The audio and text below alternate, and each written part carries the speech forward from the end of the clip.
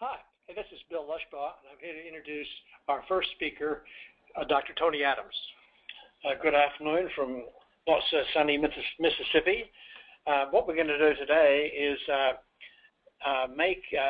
take you from last time where we developed a basis of critical thinking and testing through to you constructing your tests. And so there are several things we intend to do. One is to briefly review what we went through last time. What do we mean by critical thinking and testing critical thinking compared to traditional knowledge recall testing? What are the thought processes you need to go through imaginatively, if necessary, to devise critical thinking tests? And then we'll give you some examples of the various forms of testing, particularly emphasizing embedding multimedia, and we'll try to utilize many forms of multimedia today and show you how to do it. Showing you how to do it is Bill's forte. And in the end, we will represent two medicine cases that will use multiple multimedia. But even though we will use dental and medical illustrations, you don't have to know dentistry or medicine, hopefully, to understand what we're talking about. And the more you think about it, the more you're going to be able to apply these forms of testing to your everyday academic pursuits. The other thing is that we'll repeat several times, we have some handouts. Should you want it, you just need to email us and we will attach them back to in response. Now, we mentioned last time that any test you give is based typically on the theories of Bloom and so-called Bloom's taxonomy, which is actually the way he described it was in the form of a pyramid, with at the base of the pyramid there being knowledge and at the apex there being evaluation.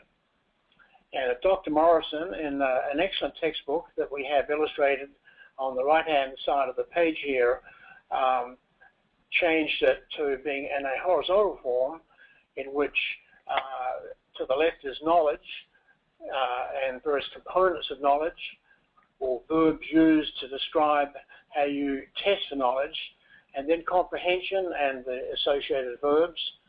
And those two columns represent, if you ask questions, for example, that says list or know or identify or explain or interpret, you are asking knowledge recall.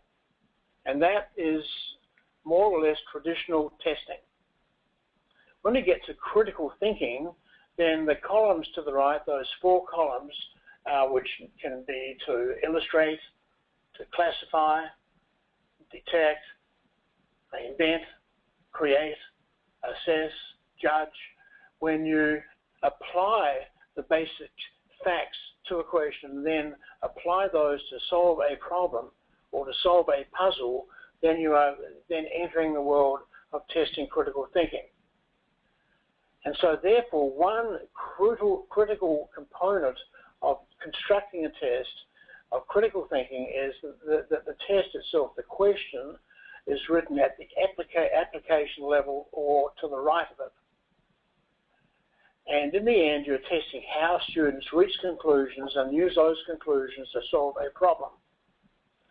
If you're going to test via critical thinking, given that critical thinking is now a mandate in most divisions of higher education, and interdisciplinary critical thinking is a further accreditation requirement in many components of higher education, multi-logical critical thinking, in which student must make several steps in logic to arrive at a conclusion and a solution. Multi-logical critical thinking that we'll stress today is typically the desired form of questioning. So here are a dozen sort of brief guidelines about if you're going to, when you construct your test of critical thinking, what sort of things should you think about. This list is in fact about twice that long, and it is available should you email it. So you need to establish a goal. What is the goal of the question in the clinical or research scenario that you are setting up, because typically tests of critical thinking involve scenarios. And you present a scenario, often containing multiple pieces of information, that the student is required to by themselves, students are required by themselves to interpret and analyze, synthesize those data to arrive logically. Critical thinking is a form of logic at logical conclusions without receiving directions or hints from you in the examination. And this is one of the beauties of embedding, because when they have data that's embedded without hints for you, they have to make lots of decisions and interpretations. But if you put it in the written form, typically you are giving the directions to the student just because there's only a limited amount of space you have to write. So logical steps are required for decision making, and if you can, use embeds in the STEM and response options, not just in the STEM. Require them to think both when they read the question and when they're trying to determine the best answer. Require critical thinking in both the question and the response options. Design interdisciplinary embeds at the application level or higher. Refer back to Bloom, or another excellent text is by Thomas Haladner from the Arizona State University, an excellent textbook that also will help you think about how is it that you construct these questions. Preferably require multiple steps in logic, and I can't stress enough the importance of when you construct the incorrect answers in the response options, pay as much attention to those as you do to carefully constructing the STEM and the correct answer, because you construct poorly discriminating or weak response options, then almost no critical thinking is required by the student to arrive at the correct answer. So the purpose of the exam would then be defeated. And then in general, if you write, whenever you're writing test questions, here are a few aims. This list is, in fact, maybe 3 times as long as that. And again, it's available by emailing me at the email address at the bottom of the page. Don't try to trick or trap. Critical thinking is not a trick. Don't select trivial items. Linguistic simplicity and clarity, avoiding confusion, no ambiguity. Positives, not negatives, and a very important one is make all options and the responses similar length.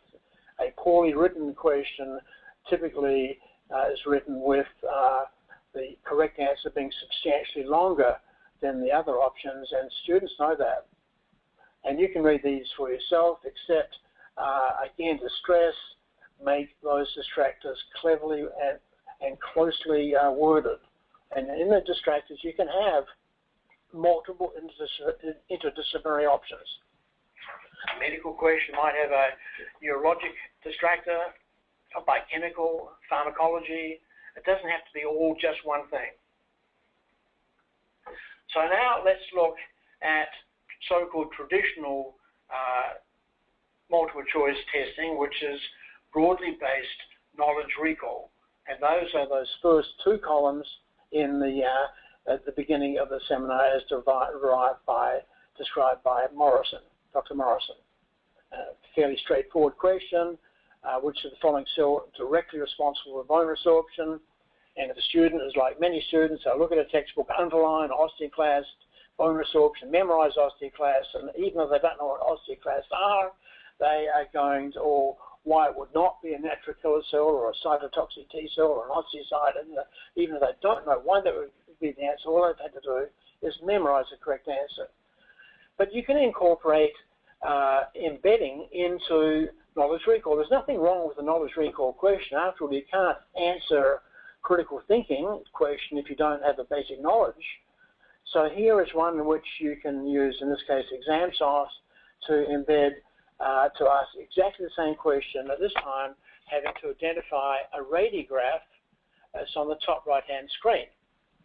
And here the student is required to identify that bone loss has occurred in the area where my arrow is.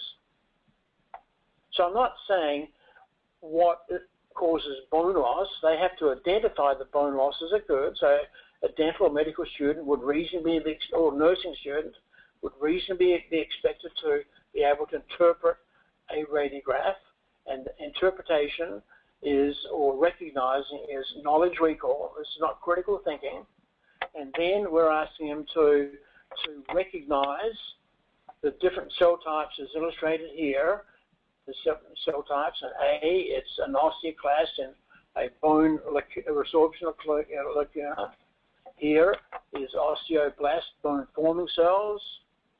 And down here is another sort of strangely nucleated cell, a PMN, and over here is a plasma cell. So we're asking which of the cell types, and they should be able to, if they know the answer, should be able to identify an osteoclast. But because, again, it's identification, this is still knowledge recall. It might seem like it's critical thinking, but critical thinking is only when they need to make steps in logic to determine an answer. So using the same radiograph, we're now going to look at bone loss all the way through. And so now using that same radiograph, and this is what it looks like in ExamSoft. And we'll go through the interpretation of all this in terms of how you set this up in about 5 or 10 minutes time. And Bill's going to spend most of the session teaching how to set it up in ExamSoft. But this is what it looks like when set up in ExamSoft. So using the same radiograph, and now actually using the previous histology, photomicrograph of the osteoclast, we're now using the same 2 pieces of data in the stem. So they have to identify bone loss and resorption and osteoclasts. So having done that, we're not asking them what's going on here. We're now asking them to make a step in logic and say, what's going on, from what is going on what would inhibit this process? So they have to know, interpret the data, that's knowledge recall, but now they have to make a step in logic to answer the question. So that now becomes what's called a unilogic step test of critical thinking, because they have to make one logical step to come up with the correct answer, in this case being estrogen. So again, using the same clinical data, radiographic data, we'll now go on to a multi-logic step in critical thinking. Again, this is what it looks like in ExamSoft when you set it up, and you need to know how to manipulate from here. It's very straightforward to do, but this is Bill's baby, as they say. So here is a scenario that we presented last time, and you may remember that I presented a case scenario in which clinical photographs, radiographic data from the same site, and charting that dentists would do of the gums in this patient's mouth. And at first glance, this was for third-year dental students. They were taking an exhaustive and in-depth study surgical course in regeneration. And if they weren't thinking critically, the question we asked last week, what would you do about this big defect in the bone? In that rectangle, there's a big defect, that angular defect. What would you do? And those who didn't think carefully would say regenerate it. And those who didn't think carefully might also say cut it off. But when you looked at the data, we don't tell them what to look at. This is what they're given with no hints whatsoever on what they're meant to interpret. You can maybe, hopefully they can see that the gum line with his arrow here and up here is red. Now, gum tissue is only red when it's inflamed. And it's only inflamed if it's infected by bacteria between the gum and the tooth, sort of inside the gum tissue. And this infection and inflammation results in bone loss. And if left untouched, would cause the tooth to be lost. And on the right-hand side are the depths of the gum over the bone, so to speak. So when they look at these data, they would see that the gum, hopefully, gums are infected and inflamed, which means the causation of bone loss is persisting because the patient is not cleaning their teeth effectively. So on that basis, any form of regenerative surgery would automatically fail. And any form of resective surgery, also, if you cut the bone off to the level of the bone loss to make it flat, that would fail also at an alarming rate. On the right-hand side, when they would look at the data, we're not telling them to look at or what to look at, they would see that the gums are so shallow, the normal shallowness, that they also don't need gum surgery to make the gums shallower. So when they put the data together, the answer would be not resective surgery and not regenerative surgery, but teach your patient how to clean their teeth and keep them on a maintenance program. Maybe surgery will be done at a later date, if ever. So we've now changed this to, so that's a multi-logic step test of critical thinking. The students have to make multiple steps in logic to come up with not the intuitively obvious answer that no treatment is required. So this time we embedded basic science, 3 different forms of basic science. On the right, D, is either an unerupted tooth or a newly erupted tooth. This white here is the enamel, the crown of the tooth, and it's the side of the gum tissue is ending here at the base of the crown, and that's normal. That means nothing bad has happened. There's been no loss of gum support over time. And whereas on this, so the question, by the way, I should have mentioned is, what of these histologic representations best or closest approximates the process that's occurring in the mouth? So here there's been no loss of gum tissue, no loss of fibers into the root of the tooth, and no loss of bone, even though we've put in yellow here that the bone is at an angle, as it is atypically on this x-ray. Normally bone is flat, like it is here. So here bone is at an angle, the tissues are not inflamed, the bone is healthy, and the gum tissue is healthy, so that's not what's going on here, because there has been loss of bone. The next one is different. The CEJ, where the students will know this is where the support would begin, is normal. The height of the bone is normal. There is no inflammation, and there's no problems whatsoever in the area between the bone and the tooth. So, and as I mentioned, the bone is flat. So this is most unlikely going to be represent the radiograph.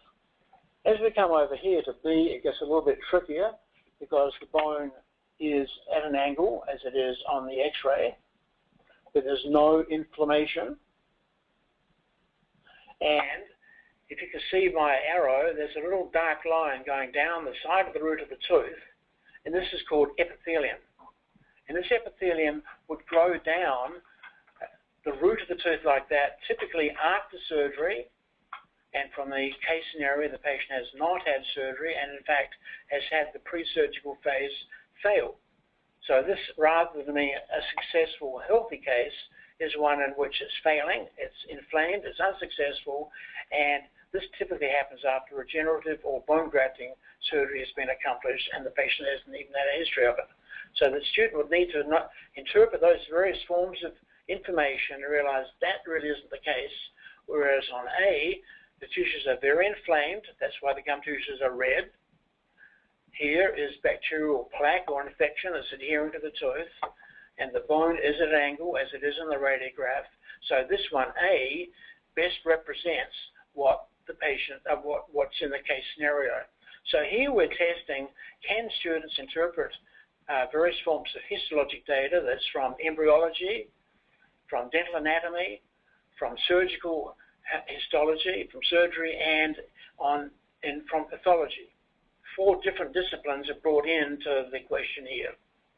Okay. So now we're going to have a little change of pace. We're going to move on to the how-to, and what we're going to show you is how to make a composite JPEG, an image file that will help you in your critical thinking questions.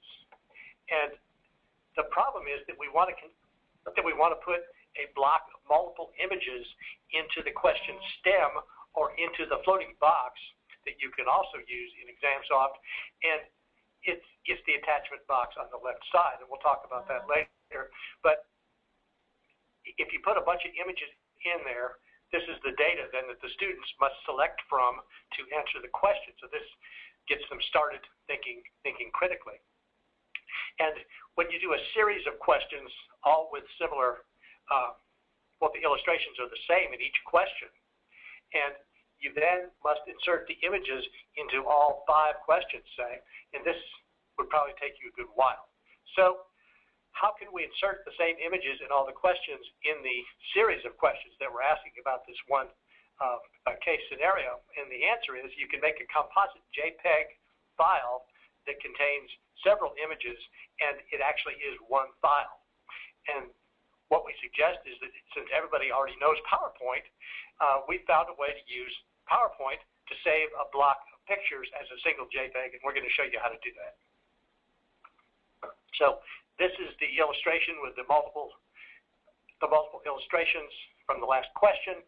It's got 2 color photographs, 2 X-rays, and 4 really complex patterns of the way the gums go, and they're all loose. They're lying here on the edit of the of PowerPoint, and what we're going to do is we're going to show you how to convert this into a single image.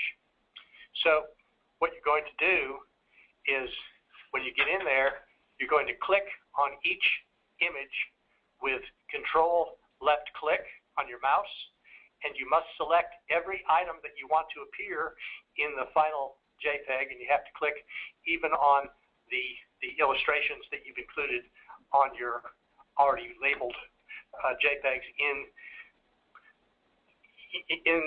the PowerPoint illustration. And now when you have everything selected, including the titles, you right-click on your mouse and choose Save as Picture in the pop-up menu. This then saves a image of all those things in a single file onto your desktop. You can then upload this back to PowerPoint so you can look at it. And the difference is, before you had a whole series of different selection grids. In this case, they only occur on the different corners and in the middle, and I call these ears. You can manipulate each of the images, and so this is now a single image and one that you could use to insert into a scenario question in ExamSoft.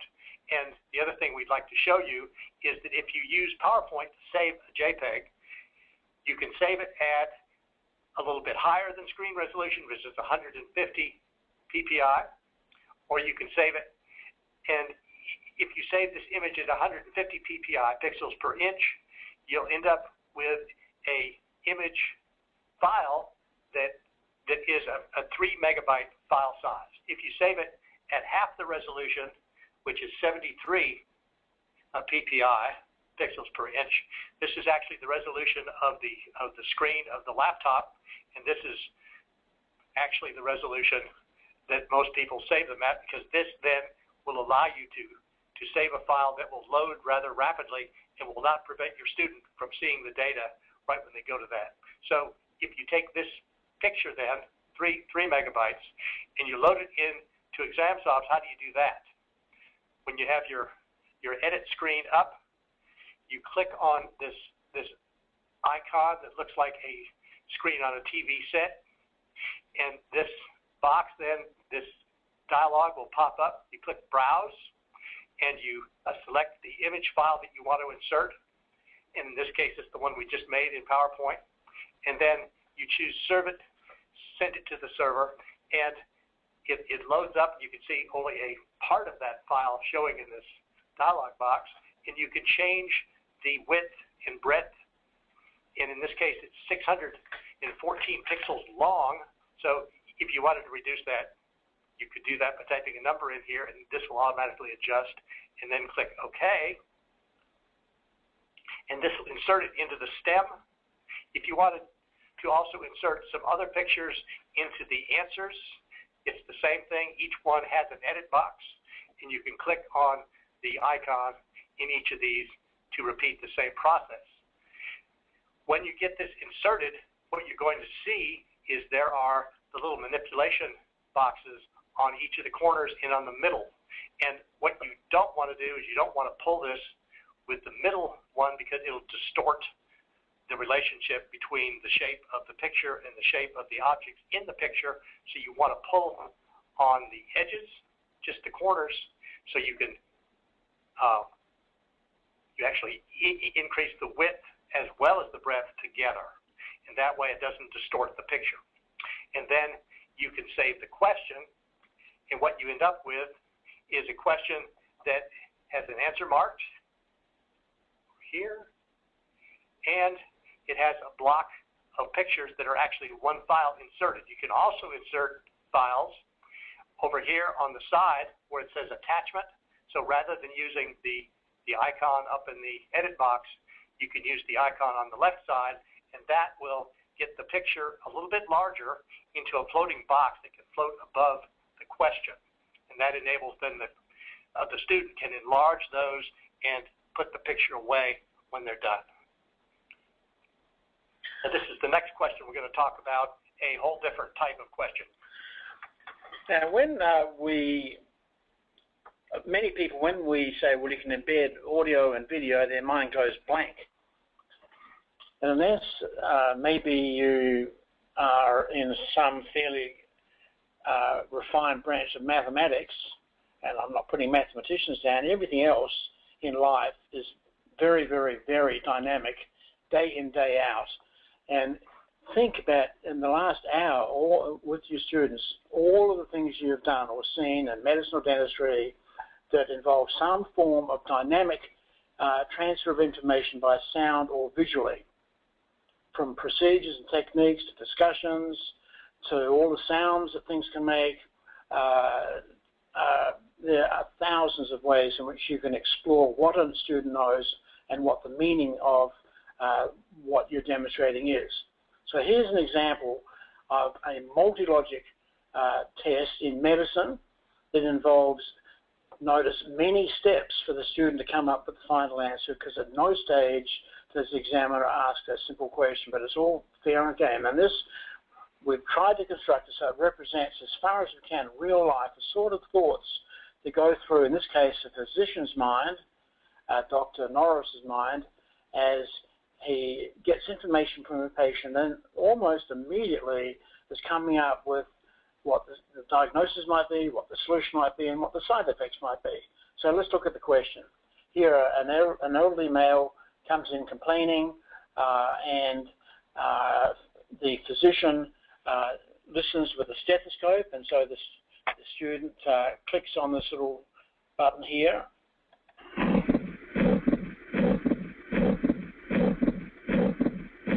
And they hear that sound, and they can play it over and over again. As we mentioned last time, don't make these visuals and audios too long, because the student may need to play that over 3 or 4 times. So that's interpretation. They're using an interpretation to listen to a heart sound, and then they look at the EKG, which is being embedded just to the side of it. And even though that heart sound may not have been authentic, this is an authentic case of a problem of arrhythmia. We're not asking the student diagnose arrhythmia. So the physician goes on, the question goes on, to reduce the risk of stroke, the patient's placed on the most commonly prescribed oral medication. So the student would need to know what that is. Well, we're not saying, but we're not even asking him what that is. Which of the following most likely indicates a common complication of this therapy? But as is the case, the patients don't walk in with a multiple choice list on their forehead and ask you to select one of the above, and choice C is the correct one. So you have to make observations of the various forms of information in the practice. So here the responses don't list what's going on, because students might have remembered all of those complications, but we're saying, can you recognize them? And here, so there are various things that the student would recognize, and choice C is correct, conjunctival change. So when the student selects the end of the exam, hopefully this is the exam, and this question is cemented more clearly, arrhythmia, warfarin, side effects, make them think about it, quickly. When they submit the exam and their answer comes up and the correct answer comes up along with their score, also the rationale can come up too, which explains why A and B are not correct, or D, clubbing of the fingers, but conjunctival changes, why that would be the case. And it explains very straightforwardly it can be hidden or overt bleeding causing anemia, so that would cause that change. So it's been a learning experience for the student, and tests of critical thinking tend towards being a learning experience for the student. And so this is what it looks like in the ExamSoft edit box, and we have the EKG inserted in the stem, but in fact the audio file is going to have to be inserted in the side as the attachment, because you can't put an audio file in the stem. And also the rationale goes in this other box on the side, and then you mark the answer and it'll do its thing. We have one more question. And in this case, I was a non-volunteer, but I did have to go to the emergency room for a problem. And so we have a video of the patient history. This is an actual patient, but not at the time of the ER visit. And so this is a 70-year-old afebrile male presents to the emergency room reporting pain and incontinence for the past 3 hours. A resident physician obtained a urine test and undertook an ultrasonic image of the bladder that revealed a urinary volume of 15 mL. The attending physician then interviewed him, and you'll see that in a minute, in order to CT scan, the result of which is over in the upper right. And the question is then, the advice or procedures that would likely be most beneficial immediately for this patient will include, and they need to choose which they are. But before they do that, they're going to listen to. Hi, I'm Bill. I just got here to the emergency room. It's 6 o'clock in the morning. I've been having severe pain in the lower back and in the lower abdomen since 3 a.m. I'm 70 years old. I have benign prostatic hypertrophy and who knows what else. And the pain is terrible. I haven't been able to get to sleep since then. All they've done since I got here is to do a urine test. And they said they found that there was red cells in my urine. And so they've decided to do some kind of x-ray.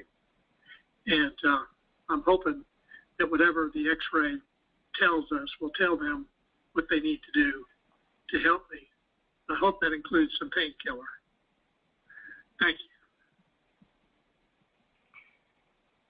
So the patient has then had his voice, and you heard some things that you can only hear in a video, the pain of the patient, the level of distress, the way that they're feeling, and how hopeful they might be that some reconciliation is going to occur so that this goes away. So the question is, what is most beneficial immediately? And what we're asking the student to do is to, and all of these things might be appropriate at some other time, but maybe not immediately. And so increased fluid intake is something that they do ask of patients like this, but the PSA test is a long-term test, so you don't need that now. The patient indicated that he was in severe pain, and probably Tylenol would not be enough for this kind of pain, and I can personally attest to that. So narcotics for pain rather than Tylenol. No need for antibiotics at this time because this is a very acute episode, and there is no need to kill the bugs. Straining the urine is good because that allows the patient to recover the kidney stone, and they can do chemistry on that and decide what might be some dietary changes in handling that. And last but not least, the kidney needle biopsy would be fishing for a needle in the haystack. There's a lot of kidney and pieces of intestine in here, and yet this is the kidney stone, and so that would be really hard to hit with a needle biopsy. So that would not be recommended. And this is the way it looks in ExamSoft. The video actually is in the floating box that's the attachment. And this is in the CT scan is in the box with the stem, and then these are all the possible answers. And so this video then was taken with Panopto, and it was downloaded and then uploaded back into the ExamSoft in this position in the attachment. So just some comments on suggestions for multimedia questions. When the audio and video is included, the students are going to have to listen to it perhaps several times. It needn't be too long, 60 seconds or less. This was like 45 seconds, which was plenty. It was still pretty large. It was like 25 megs, so that raised the size of this presentation quite a bit. The video should be brief. The image and sounds should be clearly enunciated. I don't know if I did that, but recorded loudly enough to be heard adequately. And we just found out recently that if you're going to use your iPhone or a similar cell phone to take a video, you can do that, but there are actually external microphones for the iPhone, and you can do a search on Google to search iPhone microphone adapter, and you can also do iPhone videos search to search how to take a video with your iPhone and how to save it, and then you can upload it to ExamSoft. So that was the last one, and so we're ready to take any questions that you might have, and we would be happy to hear from you. If you wanted to send us an email, we'd be happy to answer, and we'll answer your questions right now. Wonderful. Thank you so much to both of you for that great presentation. We're going to go ahead and open up the forum for questions now from anybody in the audience. Again, just a quick reminder, if you do have a question, now would be the time to type it into the questions area of the GoToWebinar control panel, which should be on the right-hand side of your screen. Type it in there, and I'll read it out and give Drs. Adams and Lushbaugh a chance to answer. We've already had a couple come in, so we're going to go ahead and jump right in. First question that we have is, how easy is this process to set up? It looks somewhat involved. Well, I don't really think it was very hard. Once we discovered you could use PowerPoint to save a block of a whole 5 or 6 different JPEGs into one JPEG, and then if you want to load it into a series of questions, it only takes about 30 seconds for each one to load the same picture. If you had to load 6 pictures, I think that would be difficult, but you don't. And really, this is set up so you can fairly easily do it. And I'm an absolutely hopeless when it comes to anything to do with computers. I barely know how to turn them on, and yet it's not just very interesting to construct and to do. It is very straightforward when you learn it. Everything, as you know, with your students, you teach them, it's a learning curve, and you aren't going to jump in immediately and do audios and videos and complex embedding. Start off with a simple situation of embedding and find out how easy it is. Learn those simple steps that are there, but when you do it the first time, as when I utilize my cell phone the first time, I'm sure that I'm going to wreck everything, and then very quickly I realized the simplicity. This is not a complicated, it's very user-friendly. Great, thank you so much. Next question is, are the radiographical images 508 compliant, or can they be? 508? I'm not sure what that is. I'm sorry, was not explained to me in the question box either. If the poser of that question would like to clarify, they can do so in the question box, and we can move on to the next one. Next question is, how much experience do you both have with the with the using of these techniques? Well, we have about, in all, not just with ExamSoft, but also with responders, about getting on for 5 years. And with testing critical thinking, maybe 20 to 30 years, I guess, something like that, a long time.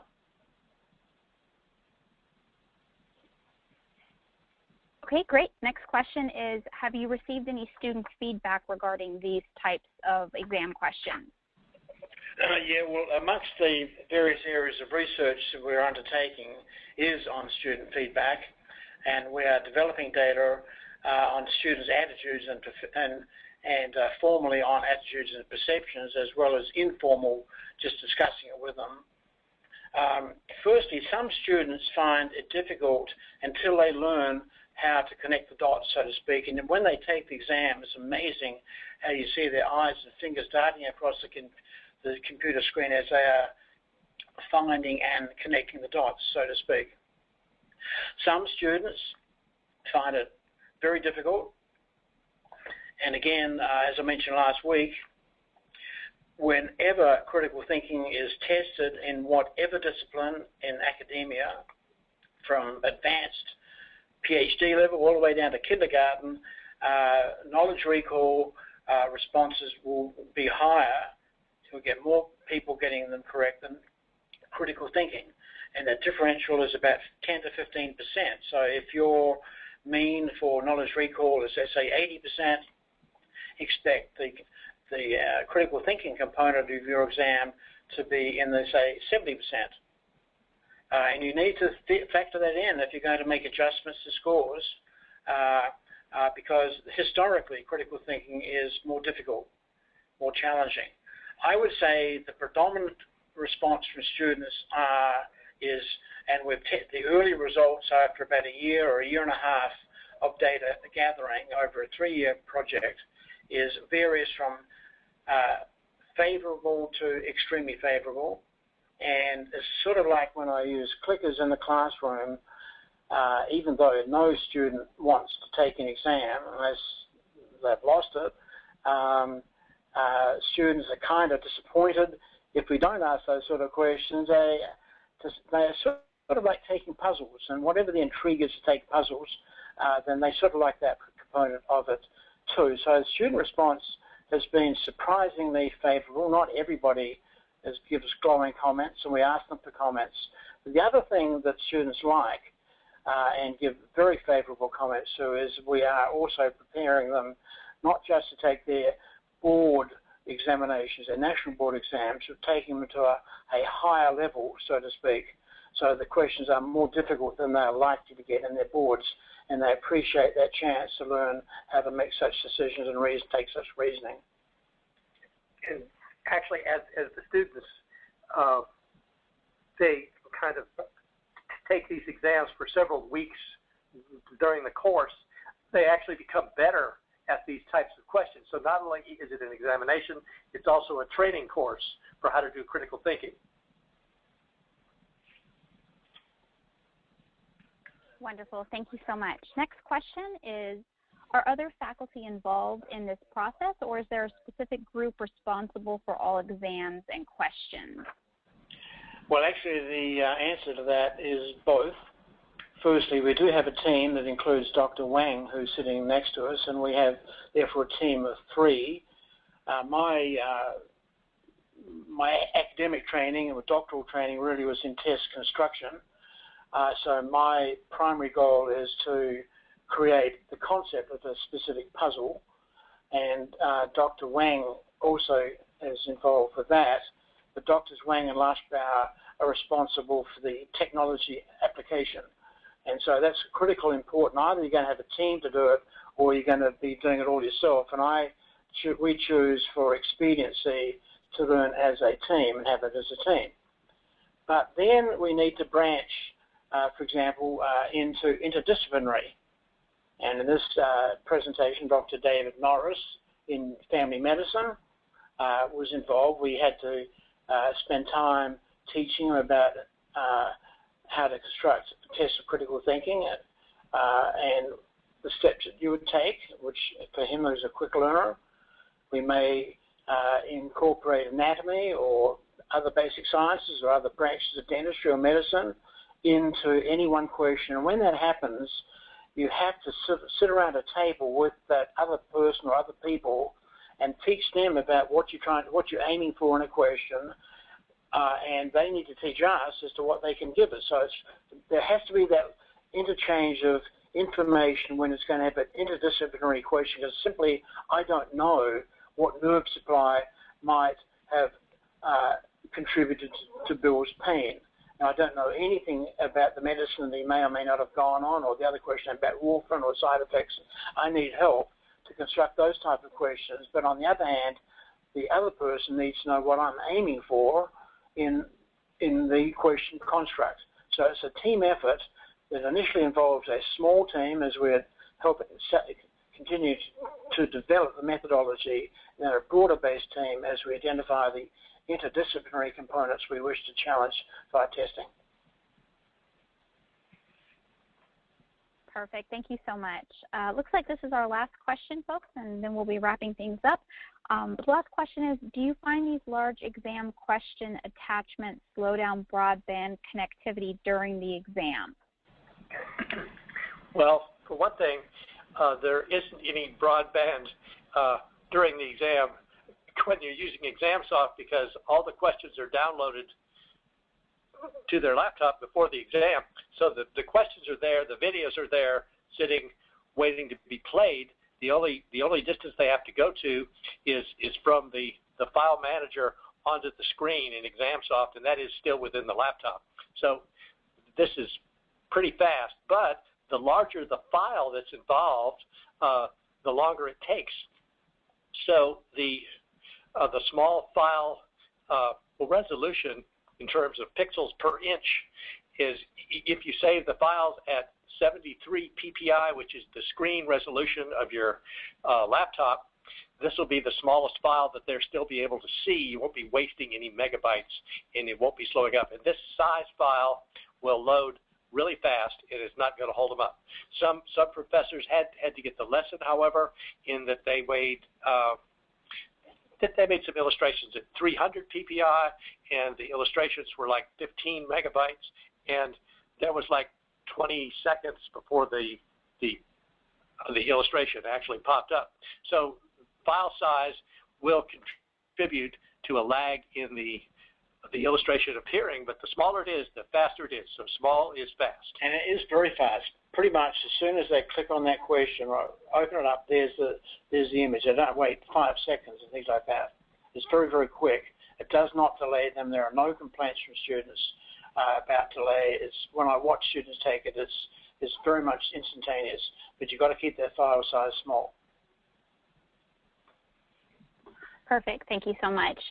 We did have a follow-up to the question earlier. The attendee posed the question earlier if all of these images were 508 compliant, and then clarified Section 508 Amendment of the Rehabilitation Act of 1973 requires that content is accessible visually is also available to the visually impaired. So I believe his question would be, how do you work around any type of visual impairment that your students might have with exams of these nature? Well, that's a very good question, and it's not so much necessarily just for this exam, but the medical center here is at the present moment tackling what special exemptions you give for students with disabilities. And the reason we don't have that, I can't answer that question on the basis that to get into dental school and to be a dentist, it's pretty much impossible to have a substantial visual impairment, because everything they learn at dental school basically and then treat on patients requires high levels of visual acuity to be able to practice on patients. So that's an issue that we really have not ever had to face here, and I would think it would be very difficult to face in any dental school. Now, other disciplines like medical school, it may be completely different. Wonderful. Thank you so much for the clarification. We're going to go ahead and wrap things up here, everybody. Thank you so much for taking time out of your busy schedules to be with us here this afternoon. If you have questions, anything else for Dr. Lushbaugh or Dr. Adams, their contact information is on the screen in front of you. If you have questions for ExamSoft, we can be reached at info@examsoft.com. Again, we'd just like to remind everybody this webinar has been recorded, and we will be shooting out a link link to the recording in the next couple of days. We'll make sure you get that in your email. Please feel free to share that with any colleagues or peers you have. Also, as soon as you close out of the webinar today, you will get a short survey that will pop up. We would like to encourage everybody to just take a couple of seconds to fill that out, if at all possible. Again, thank you so much to our presenters, Dr. Adams and Dr. Lushbaugh. We wish everybody a wonderful afternoon. Thank you. Thank you.